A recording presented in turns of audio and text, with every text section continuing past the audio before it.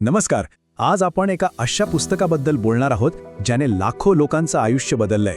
हो, Napoleon Hill यांचं think and grow rich यातलं जे कालातीत ज्ञान आहे ना, ते आज आपण एकदम सोप्या मराठीतून समजून घेणार आहोत. चला तर मग या प्रवासाला सुरुवात करूया. सगळ्यात आधी हे वाक्य बघा, विचारांपासून वास्तव घडतं. खरं तर हे एकच वाक्य या संपूर्ण पुस्तकाचा आणि आपल्या आजच्या विश्लेषणाचा आत्मा आहे. म्हणजे काय तर आपलं जग आपल्या विचारांवर अवलंबून असतं. ही एक कल्पना जरी आपण पूर्णपणे स्वीकारली ना, तरी आयुष्यात खूप मोठे बदल घडू शकतात. आता प्रश्न पडतो की ही सगळी तत्व आली कुठून? तर ही काही एका रात्रीत सुचलेली नाहीत. तब्बल 25 वर्ष, हो 25 वर्षांच्या अथक संशोधनातून ही तत्व समोर आली आहेत. हिल यांनी त्या काळातले करोडपती, मोठे उद्योजक आणि महान नेते यांच्या सवयींचा खोलवर अभ्यास केला आणि त्यातूनच यशाची ही 13 सूत्र त्यांनी शोधून काढलीत. चला तर मग या प्रवासातला पहिला टप्पा पाहूया. कुठल्याही मोठ्या यशाची सुरुवात होते एका लहानशा ठिणगीतून. आणि ही ठिणगी म्हणजे दुसरं तिसरं काही नाही तर आपल्या मनात येणारा एक विचार. तर यशासाठी जो मानसिक पाया लागतो तो कसा तयार करायचा हे आपण ह्या पहिल्या टप्प्यात पाहणार आहोत. तर सगळ्यात पहिली आणि महत्त्वाची गोष्ट आहे इच्छा. पण थांबा, ही अशी तशी इच्छा नाही. मला श्रीमंत व्हायचंय ही झाली एक मोघम इच्छा. याने काही होणार नाही. इच्छा हवी एकदम निश्चित, ठोस. उदाहरणार्थ, मला येत्या 31 डिसेंबरपर्यंत बरोबर 1 लाख रुपये कमवायचे आहेत आणि त्यासाठी मी रोज 4 तास जास्त काम करणार आहे. अशी ज्वलंत इच्छा हवी जी प्रत्येक क्षणी प्रेरणा देईल. ठीक आहे, इच्छा तर आहे, पण ती पूर्ण होईल यावर विश्वासच नसेल तर काय उपयोग? म्हणूनच दुसरं तत्व आहे विश्वास. हा यशाचा पाया आहे. स्वतःवर आणि आपल्या ध्येयावर इतका अटळ विश्वास हवा की मनात शंकेला जागाच उरणार नाही. मी हे करू शकतो आणि मी हे करणारच, ही मानसिकता खूप महत्त्वाची आहे. बरं, पण हा विश्वास निर्माण कसा करायचा? त्यासाठी हे एक जबरदस्त तंत्र आहे, स्वसूचना. म्हणजे काय तर आपल्याच मनाला वारंवार सकारात्मक संदेश देणं. समजा रोज सकाळी आरशासमोर उभं राहून स्वतःला ठामपणे सांगायचं, मी यशस्वी होण्यासाठीच बनलो आहे आणि मी माझं ध्येय नक्की गाठणार. हे म्हणजे आपल्या मनाला यशासाठी प्रोग्राम करण्यासारखंच आहे. चला, आता मनात यशाची ठिणगी पेटली आहे, त्यावर पूर्ण विश्वासही आहे. आता पुढच्या टप्प्याकडे वळूया. ध्येयापर्यंत पोचण्यासाठी एक पक्का आराखडा, एक ब्लूप्रिंट तयार करण्याची वेळ आली आहे. आता या आराखड्याचे 3 मुख्य भाग आहेत. पहिला, विशेष ज्ञान, म्हणजे ज्या क्षेत्रात यश मिळवायचं आहे त्यातलं आवश्यक ज्ञान आणि कौशल्य मिळवणं. दुसरा भाग आहे कल्पनाशक्ती. या मिळालेल्या ज्ञानाचा वापर करून नवीन क्रिएटिव्ह आयडियाज तयार करणं. आणि तिसरा, सगळ्यात महत्त्वाचा भाग, संघटित योजना, म्हणजे त्या कल्पनांना प्रत्यक्षात आणण्यासाठी एक ठोस ॲक्शन प्लॅन बनवणं.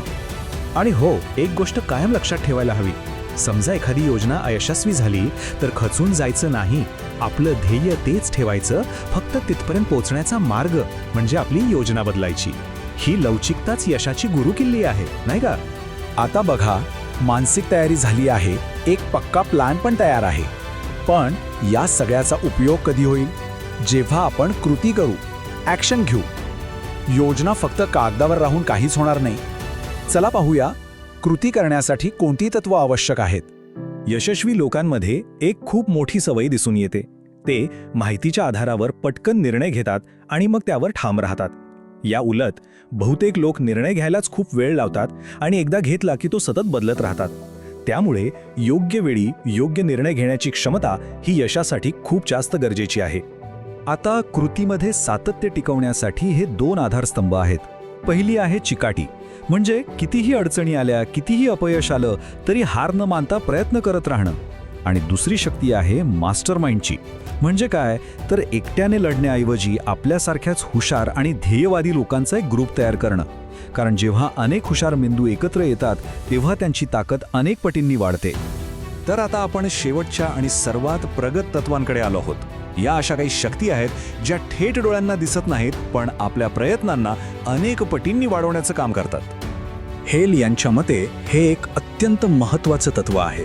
लैंगिक ऊर्जा ही केवळ शारीरिक नाही तर ती एक प्रचंड मोठी सर्जनशील शक्ती आहे. जेव्हा या ऊर्जेला योग्य दिशा दिली जाते, म्हणजे तिचे रूपांतर कलेत, व्यवसायात किंवा दुसऱ्या कुठल्याही विधायक कामात केलं जातं, तेव्हा अक्षरशः अविश्वसनीय परिणाम साधता येतात. आपलं अवचेतन मन म्हणजे एका सुपीक शेतासारखं आहे. त्यात आपण जे विचार पेरू तेच वास्तव म्हणून उगवेल. म्हणून स्वसूचनेसारख्या तंत्रांचा वापर करून त्यात सतत सकारात्मक विचारांची पेरणी करणं खूप गरजेचं आहे. कारण हेच विचार पुढे जाऊन आपलं वास्तव बनतात. आणि जेव्हा आपण बाकीची सगळी तत्त्व आपल्या आयुष्यात उतरवतो तेव्हा 6वं इंद्रिय जागृत होतं.